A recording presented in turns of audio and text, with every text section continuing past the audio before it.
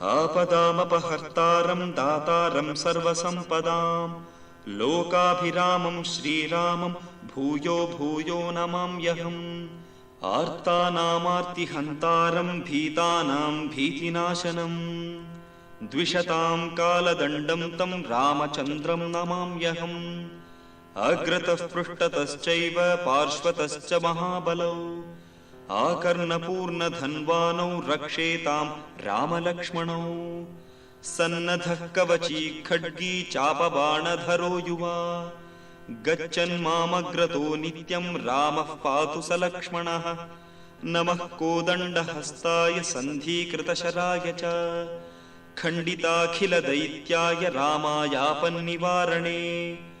रामाय रामभद्राय रामचन्द्राय वेधसे रघुनाथाय नाथाय सीतायाः पतये नमः। अच्युतानन्द गोविन्द नामोच्चारणभेषजात् नश्यन्ति सकला रोगाः सत्यं सत्यं वदाम्यहम्। अच्युतानन्द गोविन्द विष्णो नारायणामृत रोगान् मे नाशयाशेषान् आशु धन्वन्तरे हरे। अच्युतानन्द गोविन्द विष्णो धन्वन्तरे हरे वासुदेवाखिलानस्य रोगान् नाशय नाशय। अच्युतानन्द गोविन्द सच्चिदानन्द शाश्वत मच्चेतो रमतां नित्यं त्वच्चारुचरणाम्बुजे। यज्ञेशाच्युत गोविन्द माधवानन्त केशव कृष्ण विष्णु हृषीकेश वासुदेव नमोऽस्तुते। श्रीकृष्ण विष्णु नृहरे मुरारे प्रद्युम्न संकर्षण वासुदेव अजानिरुद्धामल विश्वरूपत्वं पाहि नः सर्वभयादजस्रम्।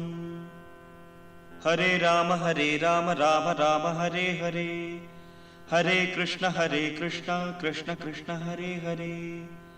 जले विष्णुस्थले विष्णुः विष्णुराकाशमुच्यते स्थावरं जङ्गमं विष्णुः सर्वं विष्णुमयं जगत्।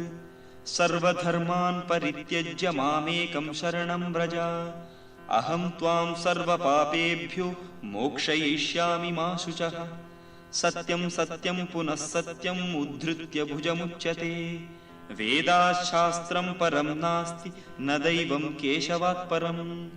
शरीरे जर्झरीभूते व्याधिग्रस्ते कळेबरे औषधं जाह्नवीतोऽयं वैद्यो नारायणो हरिः। आलोड्य सर्वशास्त्राणि विचार्य च पुनः पुनः इदमेकं सुनिष्पन्नं ध्येयो नारायणो हरिः। कायेन वाचा मनसेन्द्रियैर्वा बुद्ध्यात्मना वा प्रकृते स्वभावात् करोमि यद्यत् सकलं परस्मै नारायणायेति समर्पयामि। यदक्षरपदभ्रष्टं मात्राहीनं तु यद्भवेत् तत्सर्वं क्षम्यतां देव नारायण नमोऽस्तुते। विसर्गबिन्दुमात्राणि पदपादाक्षराणि च न्यूनानि चातिरिक्तानि क्षमस्व पुरुषोत्तम। अन्यथा शरणं नास्ति त्वमेव शरणं मम तस्मात् कारुण्यभावेन रक्ष रक्ष जनार्दन।